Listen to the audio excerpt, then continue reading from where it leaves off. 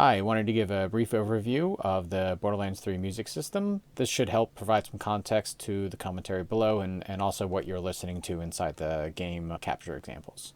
So to give a little background context, in Borderlands 2, we had just two states, ambient, combat. So it was just a binary switch.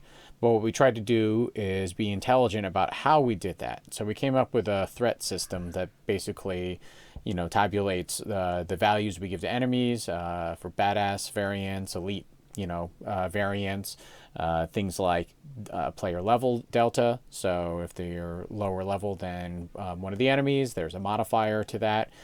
So that we have some base assessment of like how challenging the game might be for a player at any given moment. So in Borderlands 3, we wanted to advance that much further. Let me get through some of the style guide stuff.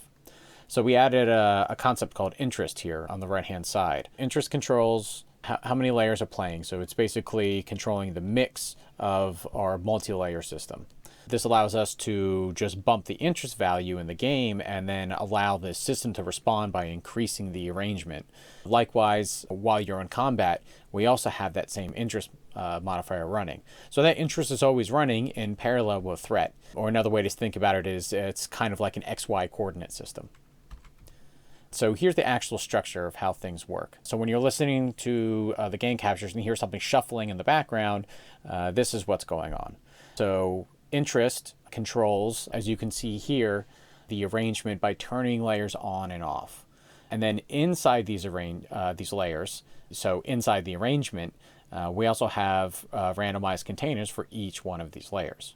So you're not just writing one per kick stem, you're actually writing maybe 3, 4, but it doesn't take as much effort to do all of them. You might just be modifying a pattern a little bit. Maybe you have a layer where there's a high pass running. There's all sorts of different ways to get to the variation without having to write all new parts, and that kind of became part of the writing process. Threat, on the other hand, just selects what section you're in, and apologies for the typo here.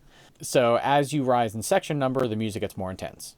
So what this means is if you choose to write 3 sections, and this was up to the composers, there was on their part they got to choose, but we would do as many as 5 sections for a large hub area. As you go up, you have gradients in intensity, and then parts are randomizing in order through here. So they never play sequentially or in a playlist type of scenario.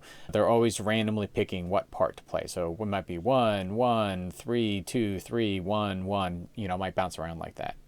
Then inside here, we have these randomizations picking.